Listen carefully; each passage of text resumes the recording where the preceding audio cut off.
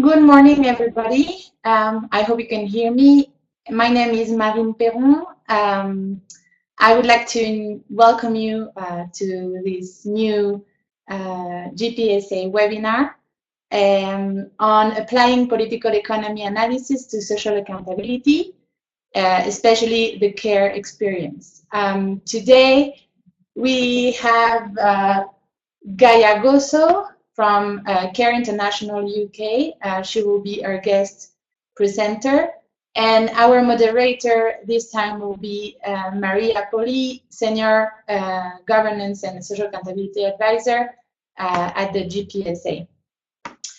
Before we start and before I give the microphone to Maria, I would like to remind you a few things. First of all, I would like to remind you that all participants' microphones will be muted. This is for technical reasons to ensure a better quality of the audio. And you will have the opportunity to post your comments and questions at any time on the public chat. I'll make sure to pass them on to the moderator and to the guest expert, to Gaia. And I would like also to invite all the ones that just signed in and haven't presented themselves on the chat yet to do so, so that we all get to know each other. This webinar is being recorded, so the recording of this webinar will be available very soon on the webinar webpage, so that you can go back to it and share it with your contacts. And the last reminder is that there will be a 5-minute break after Gaia's presentation, so that we collect all your questions and comments and pass them on to Gaia, and we give her a chance to answer them. So welcome to this webinar. We thank you to be with us today, and we hope that you have a great experience. Maria, I leave you the microphone. Thank you very much, Maureen. I would like to welcome everyone to the webinar. I hope you can hear me well. If not, please let me know through the chat. I am Maria Poli, and I am a Social Accountability and Governance Advisor at the GPSA. I am very happy to be moderating the webinar today. We at the GPSA have been working hard since the program's creation 2 years ago to set the program so that it can contribute meaningfully to advancing the learning and the practice of social accountability. In these 2 years, we have seen that there is a strong demand for CSOs to deepen these processes in their countries and also at the regional and global levels. We have seen a big demand through the more than 600 applications that the GPSA received in its 2 global call for proposals, but also through the more than 200 global partners that we have currently that have joined the program, and also the new ones that continue to join. For us, it is very important to create these kind of opportunities as the webinar today and the e-course, as some of you are also enrolled in the broader electronic course on fostering social accountability, lasting 6 weeks. Because we want to foster the exchange of knowledge and the collective learning about the conditions in which social accountability processes occur, and in particular about the context that generate collaborative resolution of public problems. So it is no coincidence that the first module of the course and this introductory webinar today start by addressing the issue of political economy analysis, and more specifically of its application to the analysis of the context, the sectors, and the problems around which hundreds of civil society organizations structure their social accountability initiatives. In a recent series of dissemination notes that we produced for the GPSA, and maybe some of you have already had the chance to read them, we argue that although there are no recipes for successful social accountability initiatives, we are learning why many projects fail. Social accountability promises haven't been fulfilled in large part because the technical tools and many times the hypothesis of change that we have been using don't take into account the political nature of accountability processes.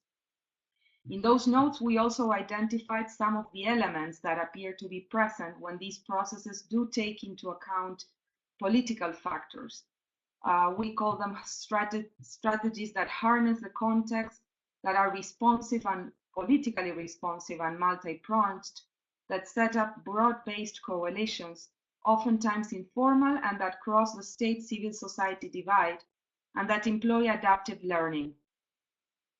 With the intention of fostering an improved understanding of these and other elements that make up what we call strategic social accountability, is that we started this e-course. We thought there were many questions that we thought when we were structuring this course. How can political economy analysis be used in the design and practice of social accountability? What are the questions that guide this type of analysis, and what analytical tools can help in this process?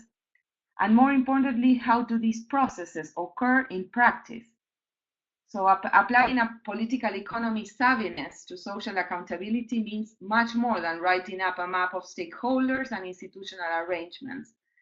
It has to do with how we understand political processes and the negotiation and dialogue spaces that CSOs and other stakeholders take advantage of or create, as well as with negotiation and engagement capacities vis-a-vis decision and policy makers.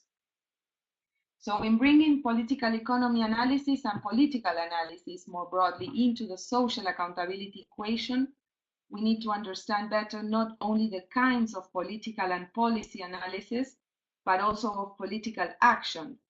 The way I think of it is of one constant back and forth between the production of information and the organization of participatory processes, and how that information is used to generate responsiveness from political and bureaucratic decision makers.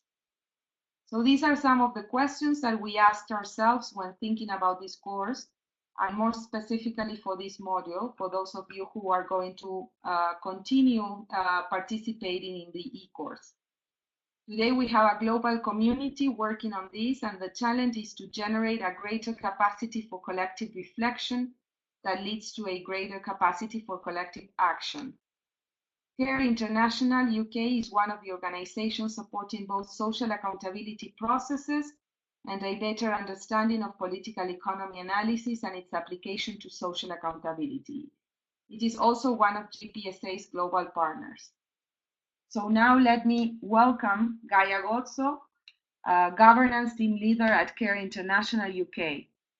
Gaia supports CARE country offices across the world on their governance programmatic work, including the design and implementation of social accountability approaches. So today Gaia is going to present this work with a focus on the application of political economy to social accountability processes from CARE UK's experience. After Gaia's presentation, as Maureen told you, participants will have the opportunity to submit questions using the webinar's public chat. We will take a 5-minute break to give you time to send your questions. And now over to you, Gaia. Many thanks. Hello, everyone, and good afternoon and good morning. I can see many names that I know and many names that I don't know, so welcome everyone from rainy London. So, as Maria was saying, what we want to do today is quite ambitious for the time that we have available, but I hope this is going at least to give you a flavor of what political economy analysis is and why it's important. Also a flavor of CARE's approach to political economy analysis and what we learn out of applying it for a couple of years to more than 10 countries. We also want to go briefly through an example of the analysis. So it's an exercise that we did in Zambia to analyze the health sector. And this analysis was the foundation for designing a social accountability and project. So quite an ambitious program, but I hope, at least you're going to have a bit of a sense of where this process is taking us. And I hope you can hear me fine, otherwise let me know. And so, first of all, what do we mean by political economy analysis? And what you have there is the classic OECD DAC and definition. So we are looking at the interaction of political and economic processes in a society. So it's about the distribution of power and wealth between different groups and individuals, and the process that creates, sustain, and transform this relationship over time. So this is the classic definition. So we can see that political economy analysis is equally concerned with the politics and the economics behind how decisions are made. So it's basically about bringing politics to the stage, and the main concern is to understand that development issues will not be solved by technical fix. So the lack of development is not a technical problem. Poverty and social injustice are man-made, and so understanding the politics behind development is quite crucial. It's also about grounding our programmatic strategy in the understanding of the context, rather than having a normative approach, a top-down approach, a one-size-fits-all blueprint and best practice approach. And it's also about going beyond the surface, crashing the surface, and going beyond the legal framework and the analysis of formal institutions and or how reality should look like. And it's about looking at the underlying factors that shape political decision.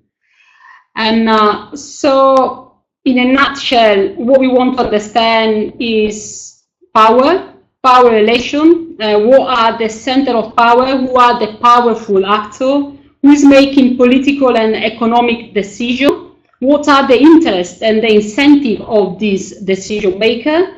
What are the power relations between this and decision maker? And what are the role of formal and informal institutions in shaping this decision and this relation? So all this understanding of power and politics is quite crucial for development. And why do we think that political economy analysis is important and in care?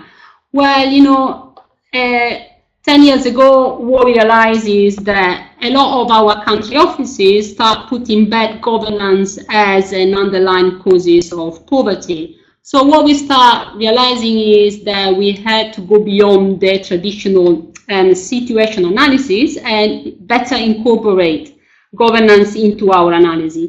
And it's when we start developing the political economy analysis guidance note that I'm going to explain later on. So in 2012, we started developing the political economy analysis guidance note. When it comes to social accountability, what we understood is that the tool approach to social accountability doesn't work.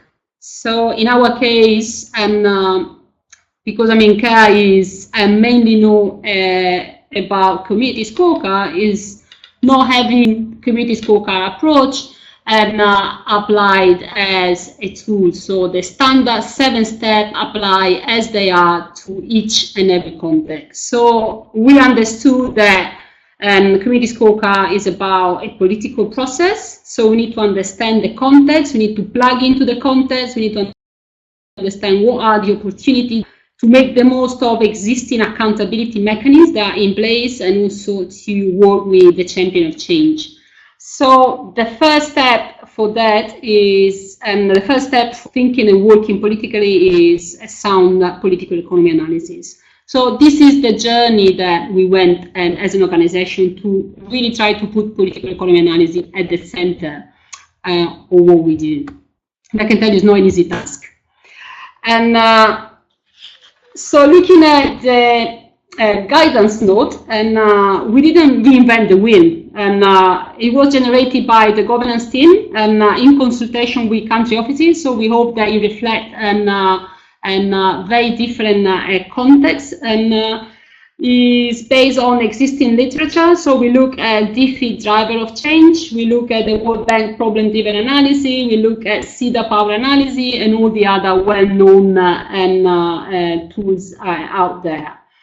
We piloted in 9 countries and across the 3 continents, and it was a very low budget exercise. So we gave around £5,000 to each country to go through the first exercise to pilot it. So what do we look at when we do political economy analysis? So the category of analysis are the classic ones. So we look at structure, we look at formal institution, we look at informal institution, and then we do a stakeholder mapping and we do a stakeholder analysis, very importantly, and then we look at spaces. And when I talk about spaces, I talk about virtual spaces where decisions are made. So spaces where civil society and the government get together to take decisions. So I'm talking about, for example, health committee, I'm talking about school management committee, I'm talking about water trust and all those collegial spaces. So looking now more in detail at the classical and as we are saying, category of analysis. And so the first one, structure. And when we talk about structure, we look at key systemic structural feature that characterize a specific context. So those kind of features that tends to be slow to change and they are beyond our control. So very difficult change and very difficult for us to influence. So we're looking, for example, at climate and geography. So if a country is landlocked, for example, geopolitical relations and capital endowments, so, natural resources, infrastructure, demographic status of poverty or inequality. So all those facts, those features, they are very slow to change. Then when we talk about formal institution, we are talking basically about the rules of the game. So rules, they are written, they are codified, and that they have formal sanctioning mechanisms to make them effective, to enforce them. And here again, we're talking about law and regulation, we're talking about political system, we're talking about policy and budget processes, we're talking about the structure of government and ministry. And then we have informal institution, which is a more difficult concept to grasp. And these are not formally codified, and they have no formal sanctioning system. And the enforcement mechanisms, they go from internalized norm to expectation of reciprocity, to social shunning, to threat and even violence. An example are tradition, social norm, patronage network, rent-seeking arrangement, kinship, and family structure. So these are basically the 3 categories that we look at when we start our analysis. And after this analysis, we go into stakeholder mapping. So this is a first brainstorming of individual or group of individuals that have something at stake in promoting or blocking our agenda. So this brainstorm, this mapping needs to be done at very different levels. So we need to do it at national level, we need to do it at provincial level, district level, and village. Because we need to work with very different stakeholders and actors at very different level. And after we're done the first mapping, what we need to do is start clustering and stakeholder around groups. And what we normally use is this matrix that you have on your screen. Basically, what we look at is a capacity of stakeholder to influence a specific agenda, our agenda. And then we look also at the interest. So if we look at the bottom left quadrant, and we're going to find stakeholders that have low interest and low influence. So these are mainly stakeholders that do not have neither interest nor influence, so not very strategic for us to work with. What we can do is raising their awareness, but definitely they're not going to be our principal and collaborators. If you're going to look at the bottom right quadrant, we're going to find a group of people or stakeholders that have a high interest and rather low capacity to influence. These are normally civil society organizations and NGOs and other organizations that have a very common agenda with us. They have a very high interest to collaborate with us, but unfortunately not much capacity. And so these are normally people that we want to collaborate with, to network with, and to drive the agenda with. If you look at then the upper left quadrant, we're going to have stakeholder with high capacity to influence, but unfortunately low interest. So let's say that our agenda is to influence the health sector to make it more inclusive, just to throw an example. And let's say that in this quadrant, we're going to typically find the Ministry of Health and at the different decentralized levels. So high capacity to influence our agenda, but not very much buying into the whole participation agenda. So these are exactly the guys that we want to influence and to lobby and to advocate, to make them change their mind and come to our side. The last quadrant is the upper right one, and these are the guys that we really want to closely engage with. These are the ones that have a lot of influence and a lot of interest. So these are really the guys that we want to drive forward the agenda with. So once that we understand where the different actors, and again at different level we need to do this fit in, then we need to also pick up what are the strategic stakeholders that we want to analyze. So it's not enough to understand who these actors are, we also want to understand more about these actors. So we want to have a sense of, well, what are their role and responsibility, so the official mandate that they have. We also want to understand a bit more about what are the main interests related to pushing for our agenda. So are they in favor? Are they against? Are they neutral, undecided? And what incentive or what disincentive they have to support our agenda? And are they likely to win or to lose in supporting us? We also want to understand more about their capacity and resources. So what do they have at disposal to support us and to support the agenda? And we want finally to understand what are the linkages of these actors to other stakeholders, to other actors, and who are they eventually accountable to. So this is, a rather complex exercise, but in our experience is very crucial, and it takes quite a lot of time.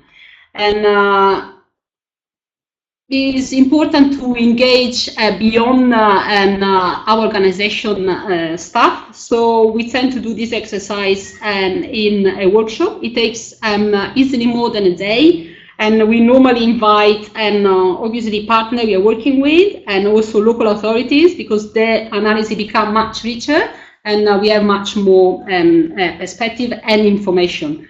What we find is that the role and responsibility is the easy bit of the analysis. Everyone can, more or less go around about describing what are the function and mandate of these actors. When we go into interest and links and accountability, this is, uncomfortable territory. So the more around the table and the more informant, the better in terms of understanding. And so this is basically the methodology that we apply. I'm taking a sector as an example. So as said, we do analysis of the formal, informal, and structural features, and we do this by hiring a consultant. And so it's mainly a desk-based review. We go through the consultant looking at what are the area of analysis and what are the specific questions, and most importantly, what is the leading question that we want to analyze.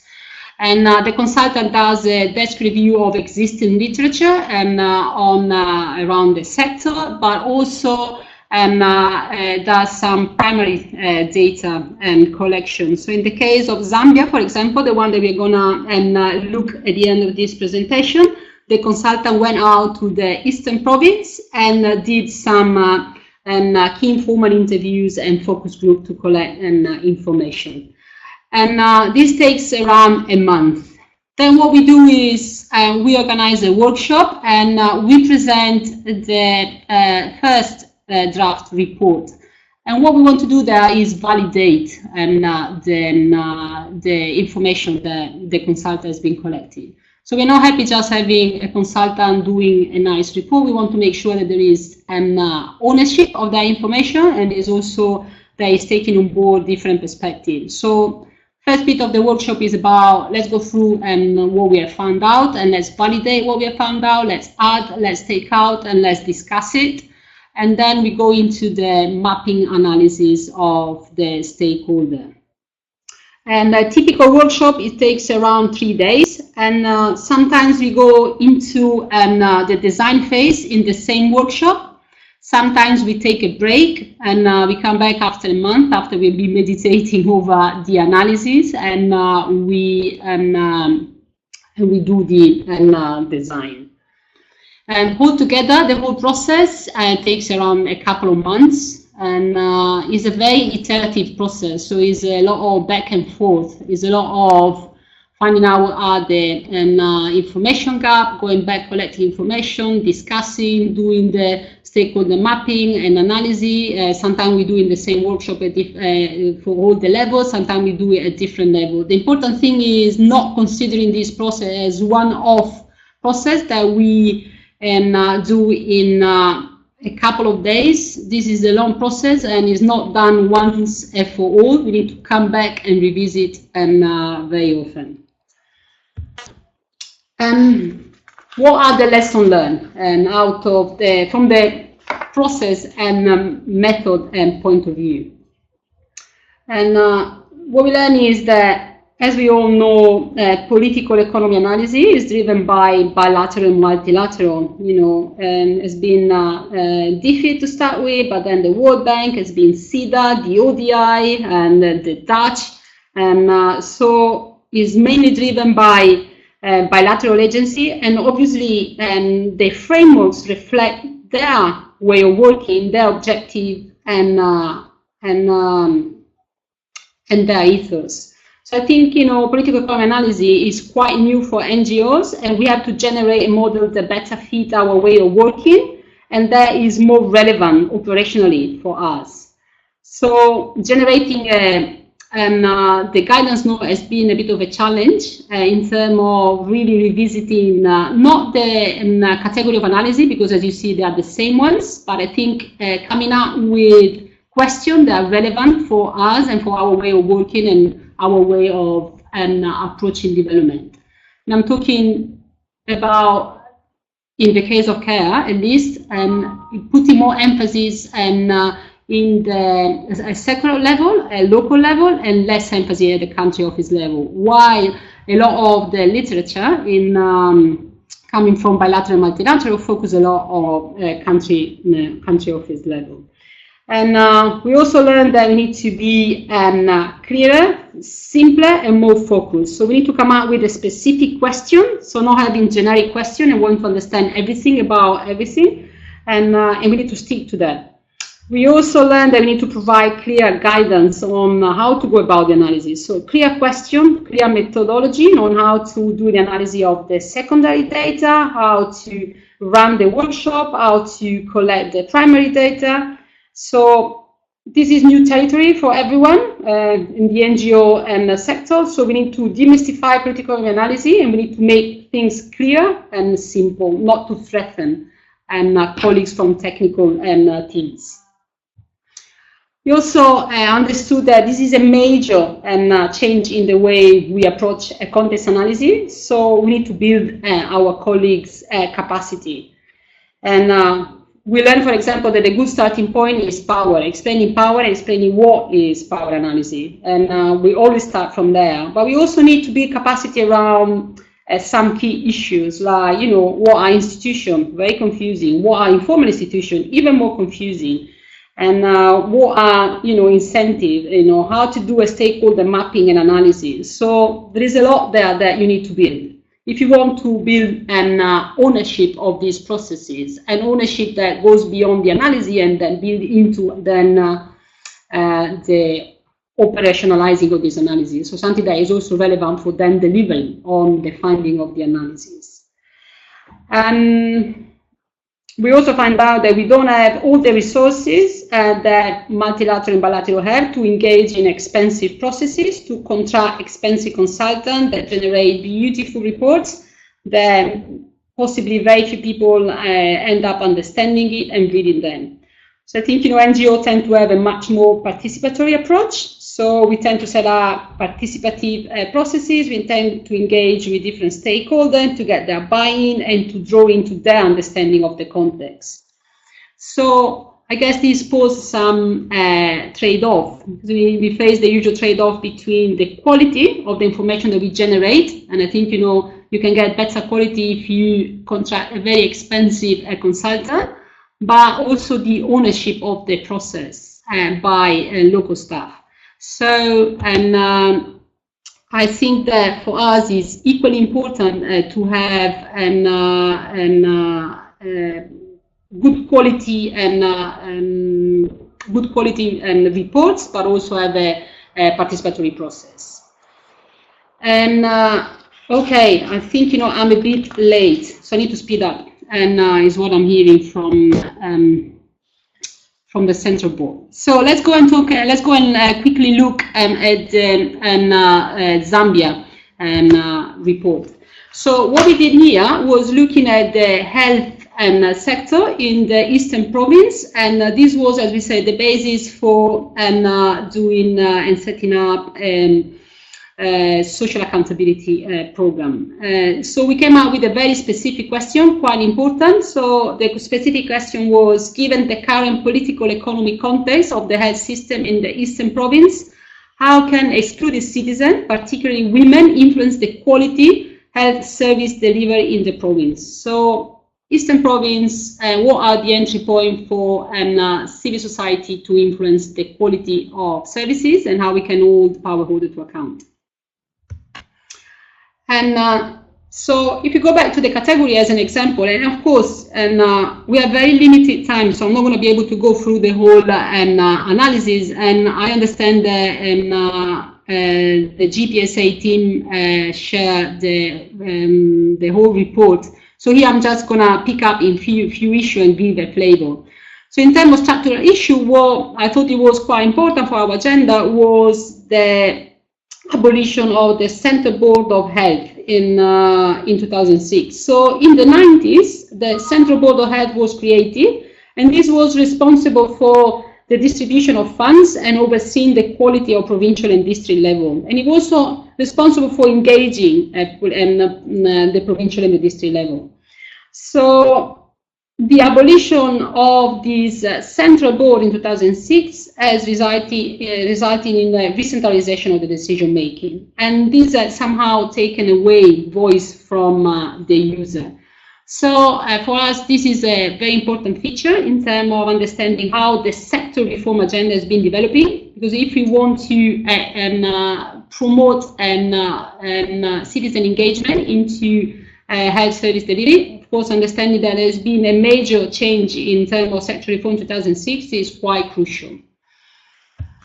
And in terms of formal institution, and this is a bit of a complex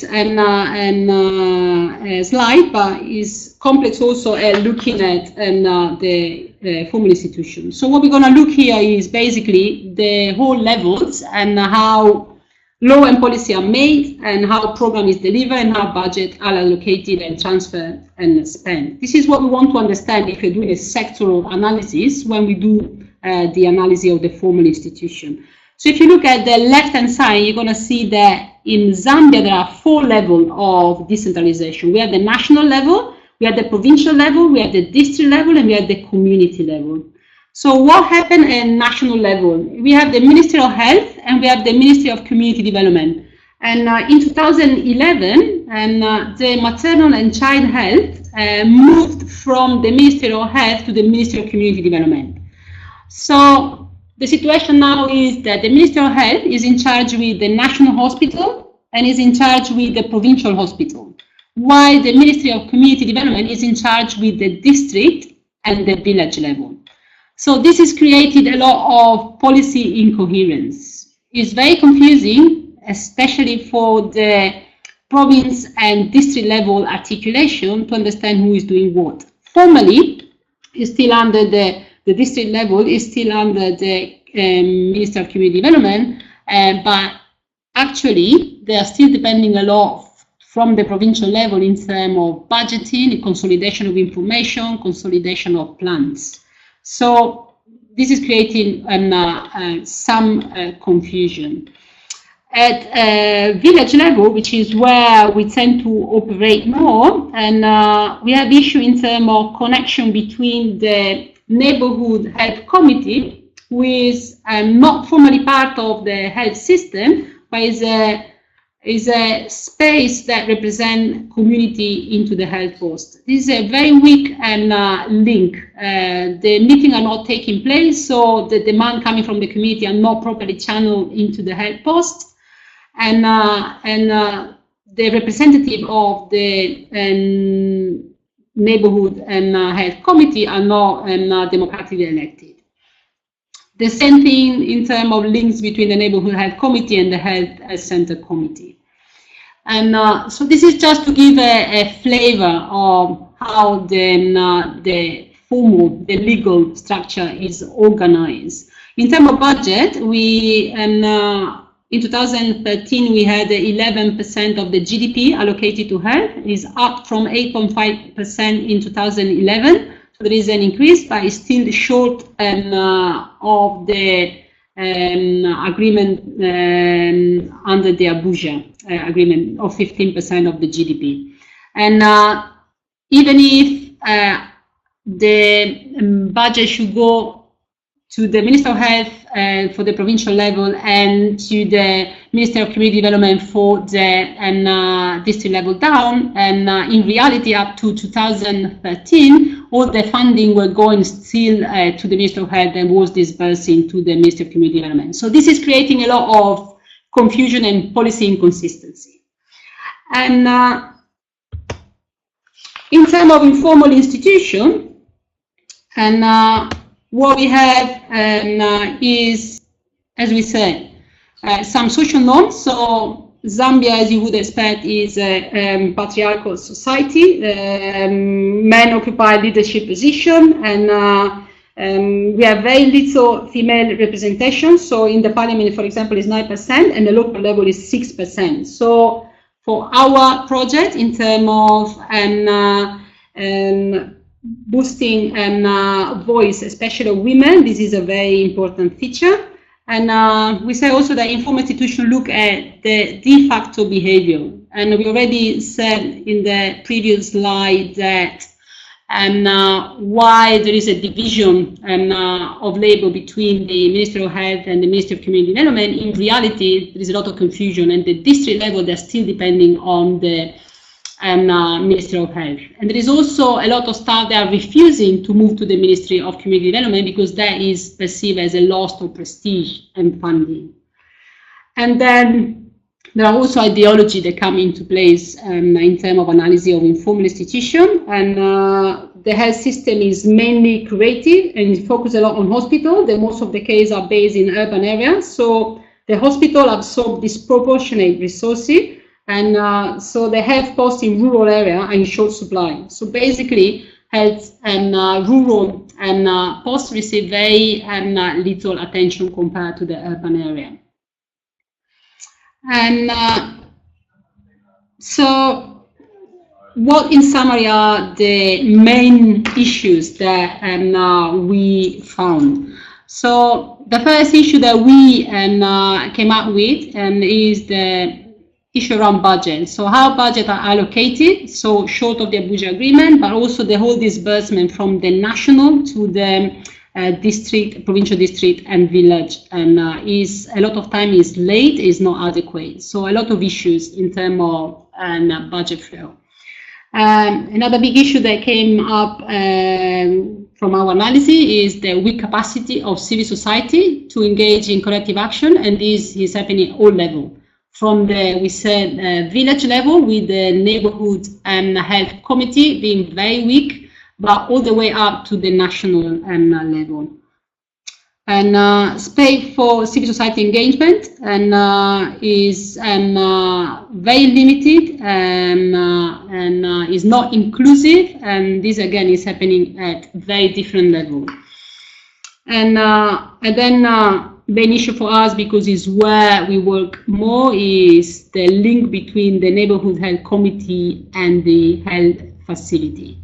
So just to summarize very quickly, these are the main issues that we identified, and they should drive our design.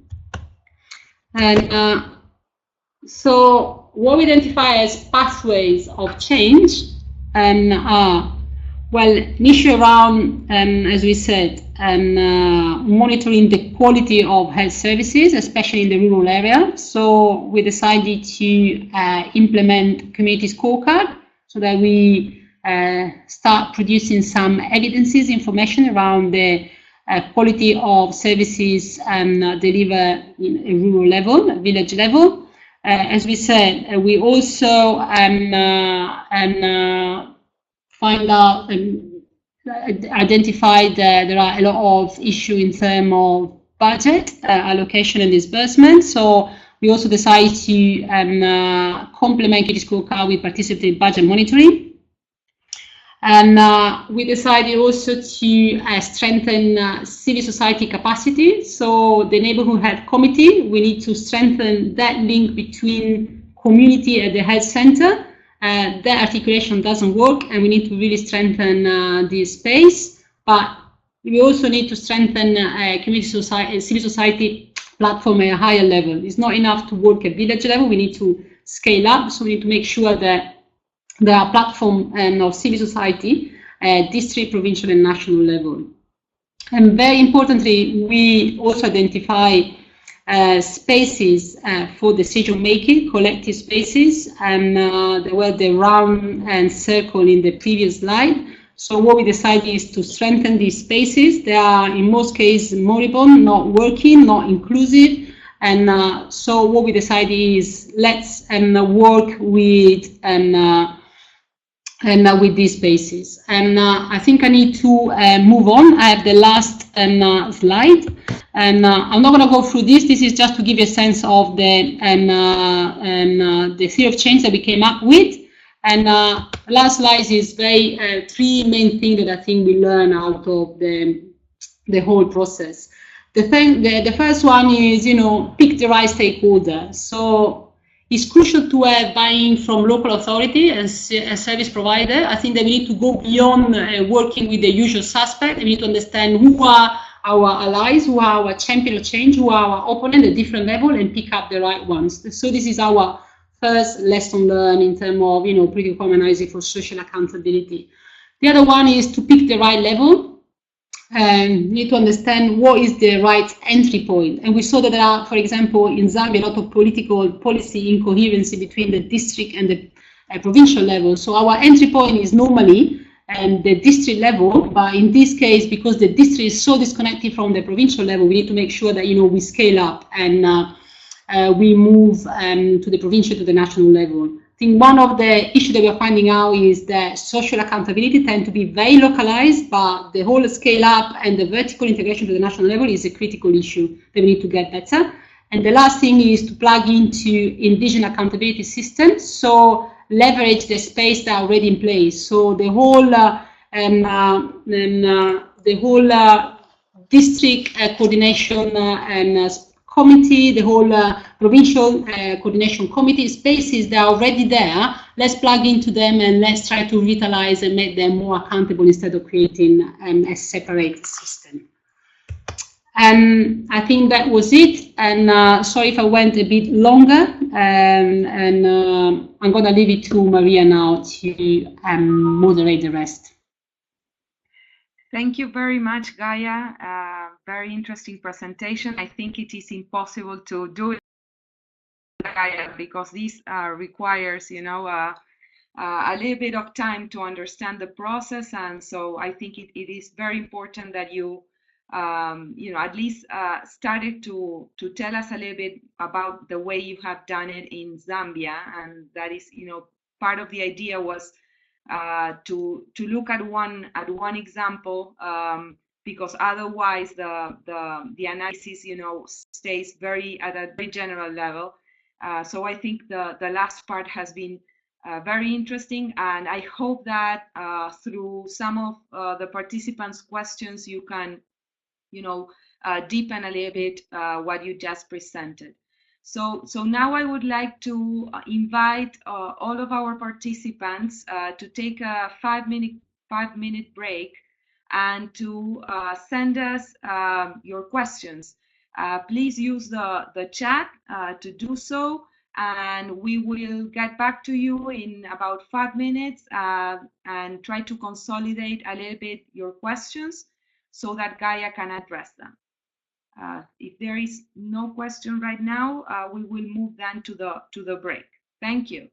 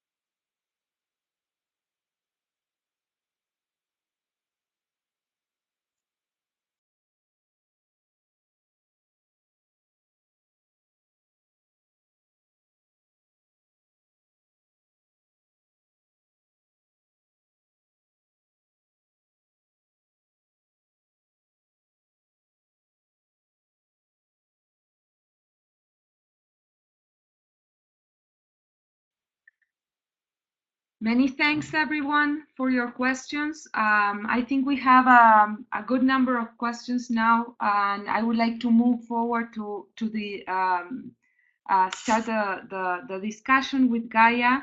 I have tried to consolidate some of the questions.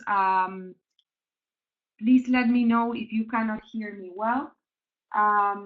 We have several questions that are related to the internal process that CSOs need to set up in their own organizations, and the methods to follow. For example, should political economy analysis be institutionalized as part of the routine activities or reflection and knowledge activities inside the organization, especially taking into account that context of high staff turnover? How, if an organization hires a consultant in highly politically polarized context, how to ensure or that the consultant is not going to be objected in terms of his or her neutrality, and also questions about the skills that are needed to do political economy analysis for social accountability.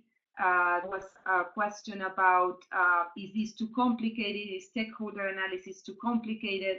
And can civil society organizations, especially at the local level, can do that by themselves? Linked to this, to the internal processes, then is the issue of the capacities of CSOs to do this. And then there is another set of questions that is related more to the strategies to go about doing political economy analysis and linking it to social accountability processes.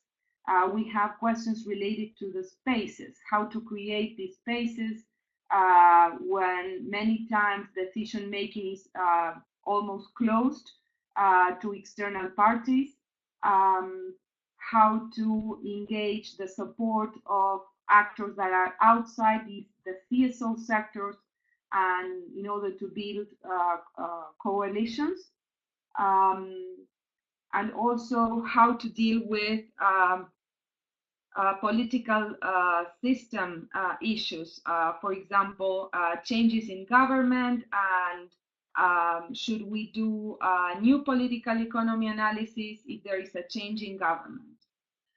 So for now, I'm going to stop here and turn it over to you, Gaia, to continue. Many thanks. Fantastic, and thanks everyone. I didn't even finish to read all the questions, so I'm clustering them and summarize them. I'm going to try to address as many as I can, and then I'm happy also to stay more or to have private conversation about it. And I think the first set of questions around how to go about doing a political economy analysis, so how it should be institutionalized versus and having the organization to drive and sitting on the driving seat compared to having a consultant to come in and do the whole thing. As we said, this is a critical one, and we need to find a balance there. And I think for NGO, it's quite important to have our staff involved. So I think, here, as we were saying, there is a trade-off. We need to spend more time to do capacity building. And I think this is crucial because it's not just for the analysis. Then the result of the analysis needs to be included into and reflected into the design, and we need to deliver against this analysis. So I think, is part of the thinking politically, but then a part of the working politically. So building capacity of analysis, political analysis, is crucial if you want to do both the thinking and the working politically. And so I think, the team, for example, the governance team here in London goes and facilitates the process. So is, you know, a quite hands-on process at the beginning. There are some countries that are much better off, so some, you know, organizations that have better capacity compared to other, but, you know, it still needs to be there still to be a lot of accompaniment. This is, you know, crucial. And I think, you know, one of the things I didn't manage to get very in depth in is the crucial role that the consultant is playing. It's crucial to find a good consultant. That doesn't mean that the consultant is driving the process. And for example, there was a question around, well, if the consultant needs to do the stakeholder mapping. It's not the consultant. The consultant is a local expert that has some understanding of the context, and we need to use it as a resource. And but we say it's not the unique resource that we have. There are, you know, partners, there is our staff, there are other organizations, there are the local authority, the service provider. They all need to provide their insight into the analysis. So the consultant is a person that consolidates all this different information and knowledge and come up with something that needs to be validated. So the product is not a product coming from the consultant. It's a product coming from a participative process. And this is a much more, makes the process much more complex because it becomes longer. We need to be capacity.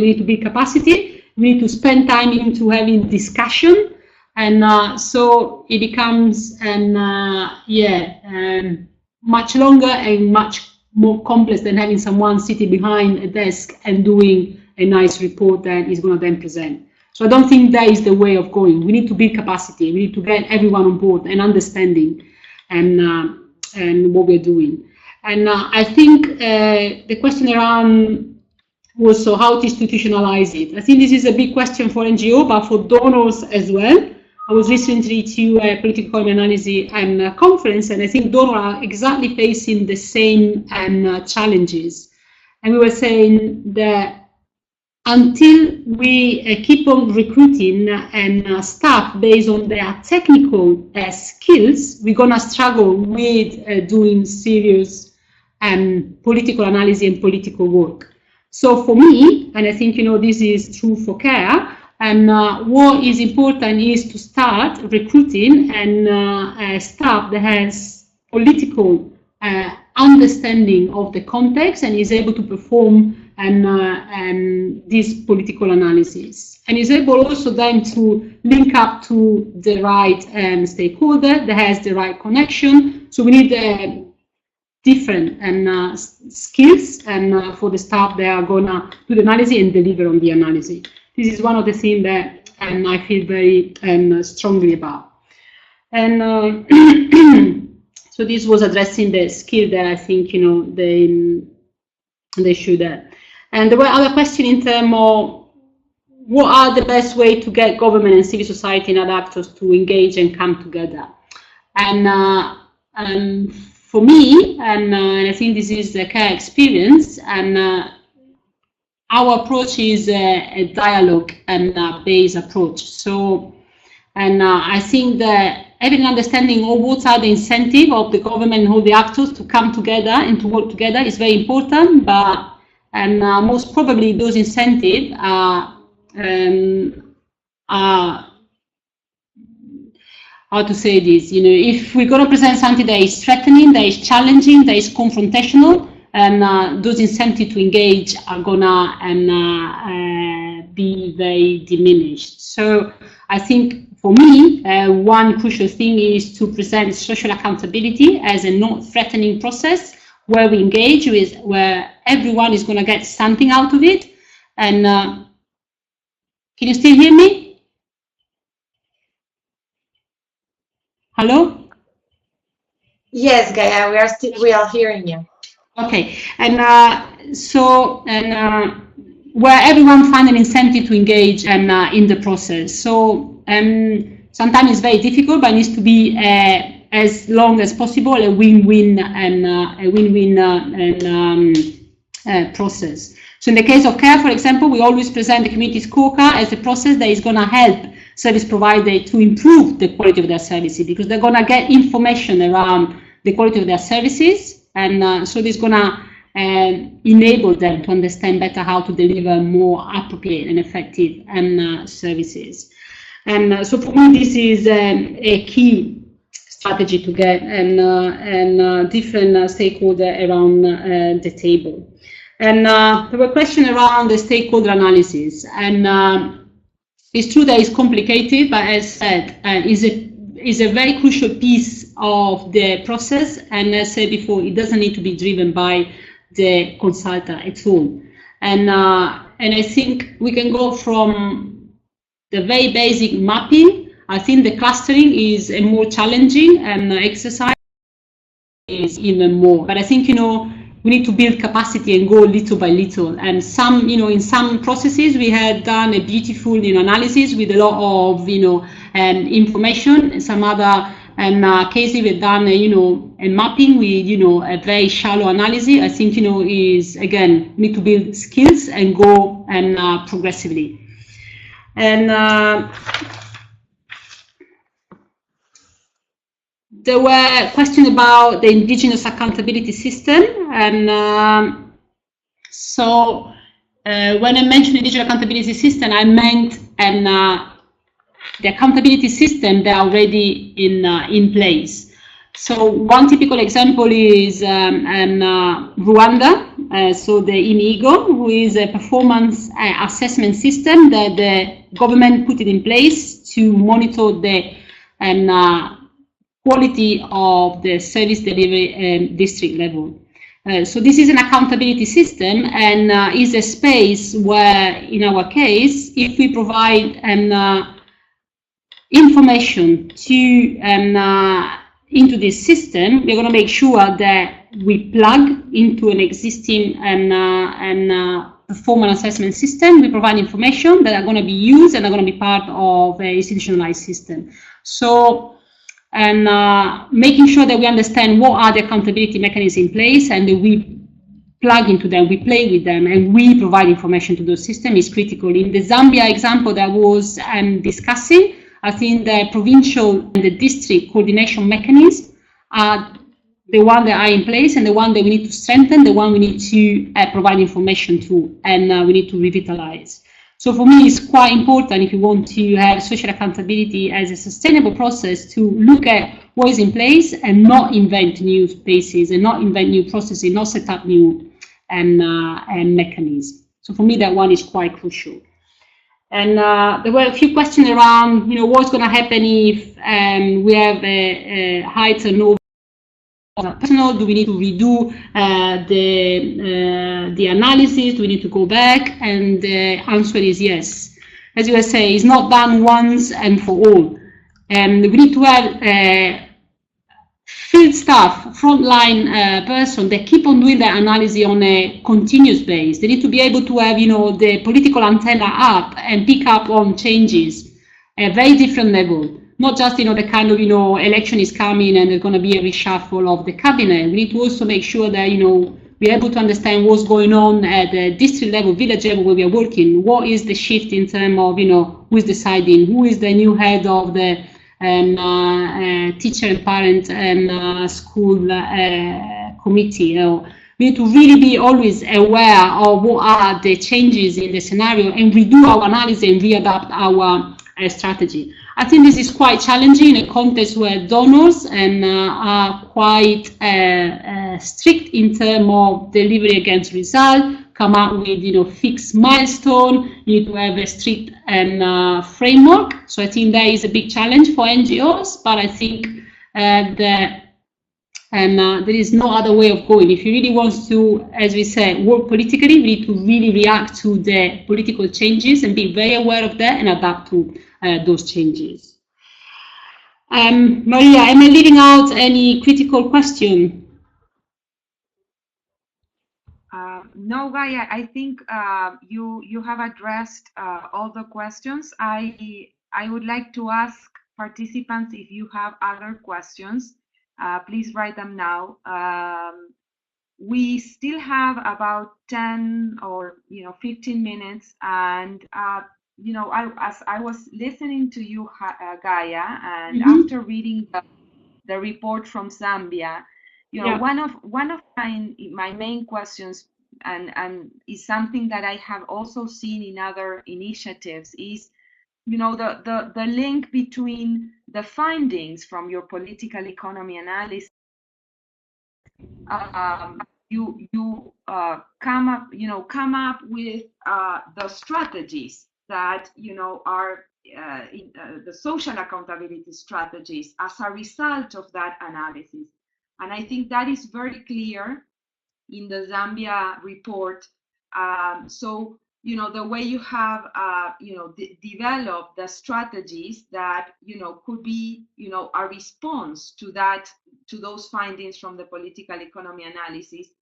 And if you look at that table in the report, you see that you have defined strategies at all levels, at the district, at the local, at the provincial and national levels, but also you have identified not just the use of participative processes to collect citizens' feedback, but also an effort to open up new spaces of engagement. So how did that link happen in your work? I guess Maria, this is the key question. So what to do on Monday morning is really the big challenge. And as you're saying, we did the whole analysis and we came up with a set of issues that we identify. I mean, I gave a set of issue in my presentation, but there was a big summary. So for each level, so for the village level, for the district level, for the provincial and national level, we came up with a set of main issues, the thing that we thought we needed to address with our intervention. We came out also with a set of actors that we needed to engage if we wanted to address those, and the spaces that we need to engage with. So at a different level, what are the spaces that we wanted to engage with? And then, of course, what will be the strategy? We knew that we wanted to put in place something that was related to checking the quality of health services delivery at a local level. As we say in our question, it was about making sure that citizens were engaging in the delivery of services. And so we said, we thought that a combination is something quite new for us, a community scorecard and budget monitoring, because of the issue in terms of budget allocation and disbursement and use eventually were quite critical. So we identified that as our strategy at a local level. But then we say, let's not stay local level, and we need to scale up. And I think that is one of the main challenges, at least for us, for CARE, what we call the vertical integration, and getting the result and the information out of the social accountability up to different levels. So that's when we identify what other spaces can we engage at provincial and national level. So it's not an easy process, and I think it's very iterative, and it's quite challenging to really, decide where and how and who to engage with. And I think, it's a critical bit, and I think we're still struggling there. I'm not going to say that, and we got the right answer. And I'm sure, with the Zambia, I think we are quite satisfied, but it's not been a perfect process at all. So I think having clarity of issues at each level, what are the stakeholders that you want to engage with in order to address those issues, what are the main stakeholders, what are the spaces for civil society to engage, and then based on that find out the strategies. I think that is a bit of the process that we follow in trying to come up with a theory of change and pathways. And there is a linked question that I had, Gaia, and it is related to when you mentioned the people that the groups that you can engage with, those that have be high influence and low interest, with whom of course you want to engage in low but also high influence and high interest, so those you're going to work closely with. So yeah, how do you set up this kind of web of informal and formal relationships? Because in a way, when the way we have done it with other other organizations that we have worked with, is that to me there is an issue of functional distribution. And there are some things that in your case CARE, but maybe your partners are able to do, but but there are other things that maybe, you know, there is an accountability group institution that is, you know, better placed to do it. And then there is, you know, a group of civil society organizations at the local level that can do other stuff better. But in a way, you set up a kind of informal network where you know that the others, you know, are already doing or are going to do something, you know, but that you are all, you know, kind of aligned and in the same page, if you know what I mean here. So is that something that, you know, rings the bell with the way you work? No, yeah, totally. And again, it was a very rushed presentation, but you know, actually, after we done the whole, you know, 4 groups. So when we cluster, you know, who are the allies and who are the people that in the stakeholder we want to work with, the one that, you know, have more power but not and a lot of interest, then we go into another exercise where we look, you know, what are the linkages of CARE, our capacity to work and influence and these actors. So what you're describing exactly, Maria, I think, you know, after you understood, you know, what are the critical stakeholders, then you need to also analyze what are our capacity and the capacity also of the organization that we are working with, so in our network, to engage and with these actors. Because I mean, if you know the Minister of Health, for the sake of Zambia, for example, is a very powerful and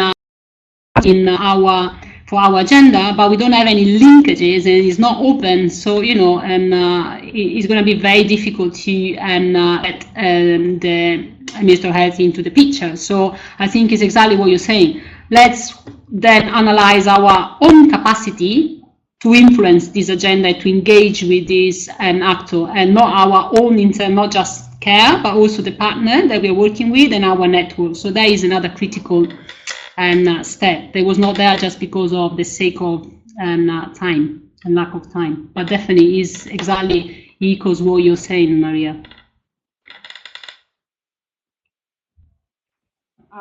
Thank you, Gaia. I was wondering if there is any participant who, you know, didn't have a chance to pose a question. We still have a few minutes, about 7 minutes before finishing. So please use the chat to do so. I think there were a few other questions, sorry, because I mean, there were a long list, so I can see that there were questions around how to work in countries where the government is not very accommodating to civil society. What can we do to ensure that the advocacy issue get to the right level of the government? And again, I think, you know, we need to go beyond looking at government as a monolithic institution. And I think, you know, the stakeholder analysis should exactly help you to understand in that, you know, government, in that service provider, in that Ministry of Education, in that Ministry of Health, who are your allies, who are the champion of change. So I think this is a very important exercise. So understanding who are the ones that are supporting your agenda, who are the ones that oppose your agenda, who are the neutral one. And so I think, you know, there is always someone in the government that is more, for different reasons, for different incentive, for different motivation, is more open to engage with civil society and to get, you know, and the support of civil society. So I think, you know, again, stakeholder analysis is critical to exactly understand where are the entry points for that.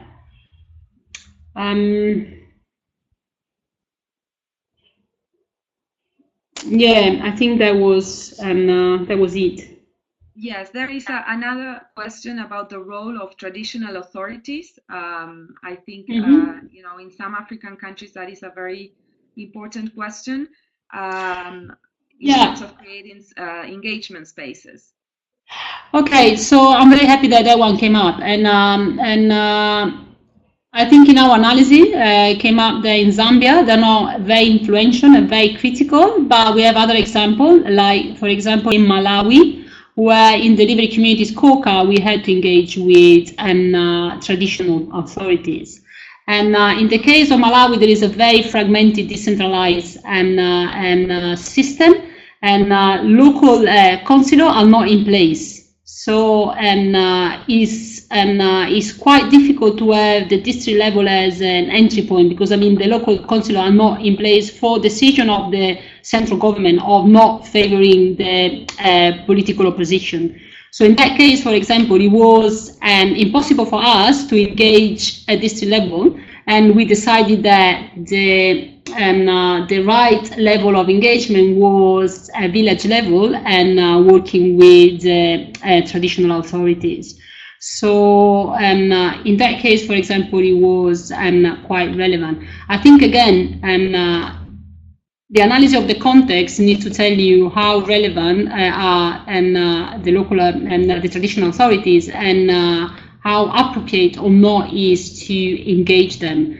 And it depends, I guess, also on the issue that we're talking about. And, you know, some traditional authorities can be more or less progressive in supporting our agenda. So I think it's quite complex, but I think it's quite crucial to understand what is the role they are playing. And in some contexts, I would say in Zambia it was not relevant, but in other contexts like Malawi, they have been very relevant for us.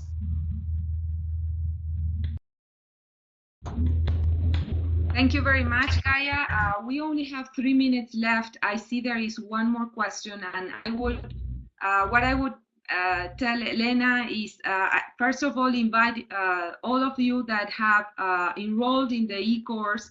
Let's take this conversation to the electronic forum that Gina and Maureen have set up for the electronic course, and let's use that space to continue the questions and answers. In Elena, I can attempt to answer your question. I would tell you that country level analysis, in most cases, you can find good country level analysis carried out by other organizations, not just the World Bank, but many others are already available. So if it's a question of resource constraint, then maybe the country level analysis can be you can rely upon the analysis done by others. And finally, the Gaia, I would like to thank you very much. I know that the time constraints have been a lot, but I appreciate your effort to summarize your work. I know that it is not enough, but I hope that I can continue moderating these conversations through the e-forum. Thank you to all who have participated here. I see that many of you, or most of you, come from CSOs, but we also have a couple of participants that are working with private sector groups and also with government groups. So please join us if you can at the e-forum. And now I would like to give the word to Maureen to close the event.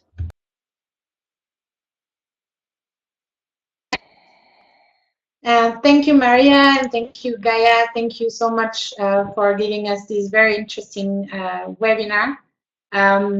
Before we close, I would like to give you some general announcements. As I posted several times in the public chat, the webinar has been recorded, and we'll make sure to post upload the recording on the Knowledge platform on the same link through which you came into that webinar. I think it will be up between today or the day after tomorrow. We will have our next webinar in November 2014. I believe it will be on November 19th, and it will be on social accountability in the health sector. So we will be waiting for you. And I have a few announcements for the e-course participants, especially. So we would like to remind you that now that you will have access to the recording of this webinar, you might want to do the points to ponder activity. These are 2 questions that you need to answer. A link is available on the Module 1's web page. And starting on next Monday, we will be discussing a key reading that we propose you on political economy analysis of the health sector in the eastern province of Zambia. This is also a care publication. So we ask you to read that key reading and participate in the e-forum that will be starting on Monday. So thank you so much for participating to this webinar. We were happy to have you here, and thank you to Gaia and Maria. Hasta luego.